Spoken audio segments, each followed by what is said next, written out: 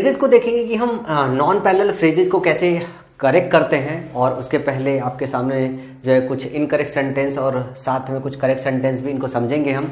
A woman always finds time for doing, ध्यान से देखिएगा कि for doing her course, enjoying lizard time, enjoying, ध्यान से देखिए जिन शब्दों पे मैं जो है मार्क कर रहा हूं, जो है डूइंग लिखा हुआ, इंजॉइंग लिखा हुआ and talk about, talk about लिखा है तो आपको नहीं लगता कि यहाँ टॉकिंग अबाउट होना चाहिए रिदम में आने के लिए? बस सिंपल सा यही चीज है, आप इसको करेक्ट कर दो, टॉकिंग अबाउट, सब कुछ सही हो जाएगा। उसके बाद है they travel to Delhi to Agra and, यहाँ पे जो सेंटेंस था वो था विजिटेड शिमला, थोड़ा सा टाइपो एरर है, ये नीचे की तरफ आ गया, ये यहाँ पे है। They travel to Delhi to Agra and visited Shimla, ये अगर सेंटेंस आपको देखने को मिले तो इसका पैरेलल स्ट्रक्चर कुछ इस तरीके से होगा, they travel to Delhi Agra and Shimla, they travel to Delhi Agra and Shimla. यहाँ पे दिल्ली को आगरा से जोड़ोगे और एंड लगा के सिर्फ शिमला जोड़ोगे, और इस अनपैरेलल स्ट्रक्चर को आप पैरेलल करोगे, और ये जो डॉट है ये हटा लीजिएगा।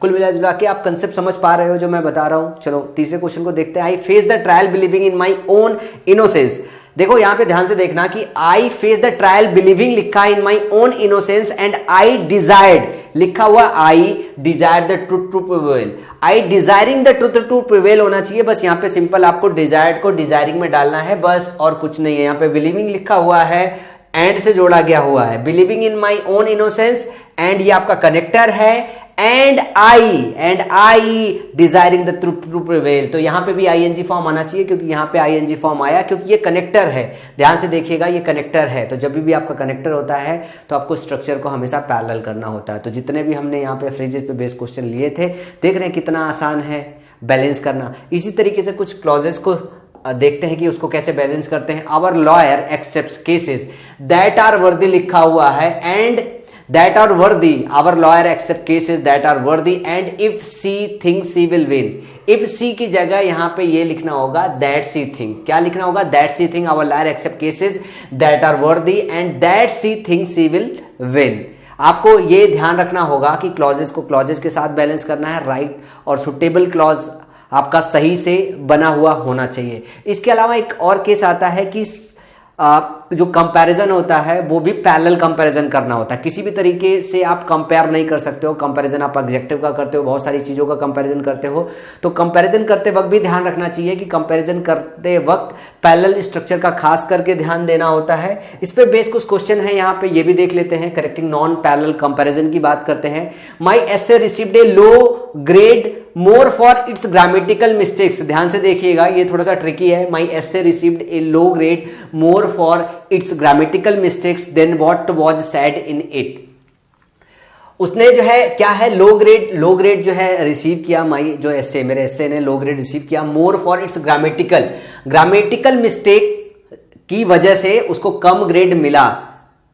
देन लिखा हुआ है, then what was said in it, इसके अंदर क्या लिखा था नहीं, इसके कंटेंट की बात हो रही है। तो कंपैरिजन उसके कंटेंट वर्सेस ग्रामेटिकल मिस्टेक की बात हो रही है।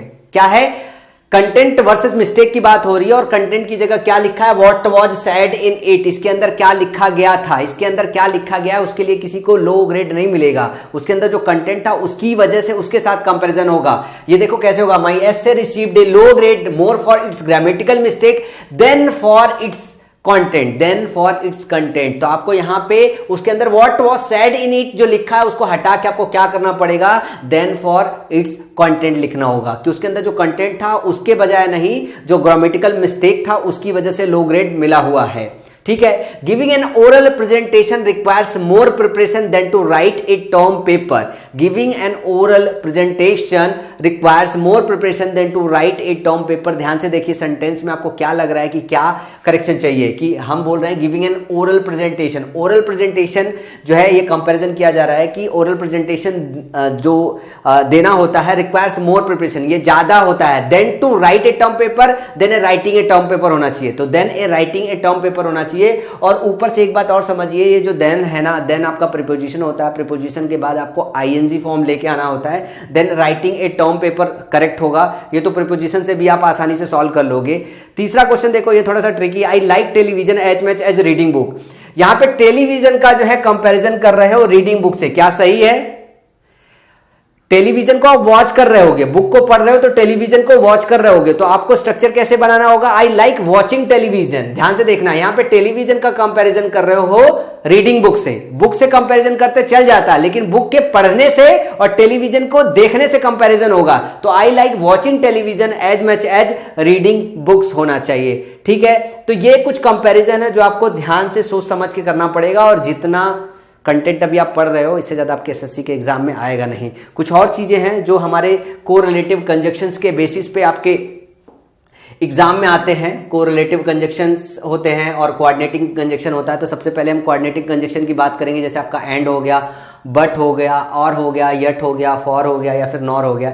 ये सारे ऐसे जो है शब्द है जो कनेक्टर्स का काम करते हैं, एड ऑन का काम करते हैं, और ये एड ऑन का काम बहुत आसानी से, बहुत प्यार से कर देते हैं। सिंपल से एग्जाम्पल है, बस एक बार देख लेते हैं, आसानी से आपको समझ में आ जाएगा। He likes to go fishing during the day but my brother prefers catching fish at night. ध्यान से देखिएगा, he likes to go fishing, he likes to go fishing लिखा हुआ है, टू गो लिखा हुआ है, ध्यान से देखिएगा, टू गो फिशिंग लिखा हुआ है, ड्यूरिंग द डे फिर बट लगा हुआ है, बट इसमें से कहीं है। माई brother prefers catching fish at night लिखा हुआ है। टू गो के साथ टू कैच नहीं लगना चाहिए, यहां पे कैचिंग लगाया हुआ है, तो यहां पे टू कैच आना चाहिए। क्या आना चाहिए? To go to catch. He likes to go fishing और माई ब्रदर प्रिफर्स, लाइक्स का प्रिफर के साथ रिलेशन है। देखो, लाइक्स है, प्रिफर्स है, टू गो है, टू कैच है, ही है, और यहां पे माई ब्रदर है। तो माई ब्रदर का ही के साथ, लाइक्स का प्रिफर के साथ, टू गो का टू कैच के साथ। समझ गए बात हमारी?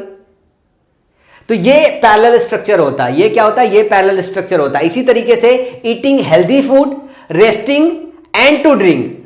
ईटिंग लिखा हुआ है, रेस्टिंग लिखा हुआ है, और ड्रिंक लिखा हुआ है, तो drinking a lot of something नहीं होगा, drinking a lot of flood. Eating healthy food, resting and drinking a lot of fluid. तो यहां पे क्या होना चाहिए? ड्रिंकिंग होना चाहिए। रेस्टिंग एंड टू ड्रिंक कभी भी एक साथ आप जोड़ नहीं सकते हो। क्या करोगे? आपको आईएनजी का रिदम जा रहा है तो आपको आईएनजी के रिदम के साथ जाना है, V2 का रिदम जा रहा है तो V2 के रिदम के साथ जाना है, जैसा कि मैंने अभी बताया। तो सारी की सारी चीजों में यही सारी चीजें रहती है। एक सबसे ज्यादा जो क्वेश्चन आपका आता है वो आता है आपका कोरिलेटिव कंजक्शन से। कोरिलेटिव कंजक्शन आपके होते कौन कौन से है? जैसे आपके होते बोथ और एंड, आइदर और, neither nor, not only but also and whether और। ये सारे हैं। इस पे बेस आपके एसएससी में सबसे ज्यादा क्वेश्चन पूछे जाते हैं, और सबसे ज्यादा जो क्वेश्चन पूछा गया है वो नॉट ओनली और बट ऑल्सो से पूछा गया है आज तक। तो पैरेललिज्म का कोई सबसे ज्यादा क्वेश्चन कोई आया है, कहीं से आया है, तो इस पर्टिकुलर जगह से आया। अब एग्जाम्पल देखिएगा, आप समझने की कोशिश कीजिएगा, बहुत आसान सा है। She is not only an excellent student, she is not only an excellent student but also she is a superb singer. यहां पे देखना, सी इज के बाद लगा है नॉट ओनली, और यहां पे लिखा हुआ है बट ऑल्सो के बाद सी इज, बट ऑल्सो के बाद सी इज लिखा हुआ है।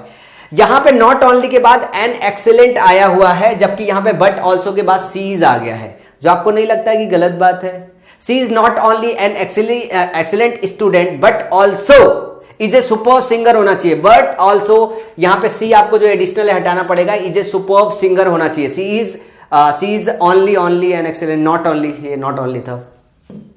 She is not only an excellent student but also a superb singer होना चाहिए। क्या होना चाहिए? सी इज यहां से जो है हटा दो, एन एक्सेलेंट स्टूडेंट था, ए सुपर्ब सिंगर आना चाहिए। She is not only an excellent student but also a superb singer. इसी तरीके से दूसरा है, we not only want to visit the Taj Mahal but also the Agra fort. We not only want to visit the Taj Mahal but also the Agra fort. But also के साथ आपने क्या लिया है? द आगरा फोर्ट लिया हुआ है। यहां पे देखो ऐसे लिख दो, वी वॉन्ट टू, यहां पे ऐसे लिखो, we want to visit not only the Taj Mahal, not only the Taj Mahal but also the Agra Fort. We want to visit not only the Taj Mahal but also the Agra Fort. तो not only के साथ अगर आपने ताज महल लिया हुआ है तो but also के साथ आप आगरा फोर्ट लोगे। तो ऊपर वाले स्ट्रक्चर में ये चीज नहीं है, but also के साथ आपने आगरा फोर्ट लिया हुआ है, जबकि not only के साथ want to visit भी ले लिया है। तो ये जो not only का पोजीशन है वो यहां पे डालना पड़ेगा। not only का पोजीशन जो है वो वहां से खिसका के ताजमहल के पहले डालना पड़ेगा। तो ये जो कोरिलेटिव कंजक्शंस हैं, इन कंजक्शंस के साथ आपको इस बात का खास करके ध्यान रखना है कि जैसा स्ट्रक्चर बोथ के साथ आएगा वैसा स्ट्रक्चर एंड के साथ आएगा, जैसा स्ट्रक्चर आइदर के साथ आएगा वैसा और के साथ आएगा, जैसे नाइदर के साथ स्ट्रक्चर आएगा वैसे नॉर के साथ आएगा, जैसे नॉट ओनली के साथ आएगा वैसे बट ऑल्सो के साथ आएगा, जैसे विदर के साथ आएगा वैसे आर के साथ आएगा। आपको बस इसी बात का ध्यान रखना है कि ये सारे के सारे कोरिलेटिव कंजक्शन आपके अपने बाद सेम चीज लेता है, पैरेलल स्ट्रक्चर लेता है।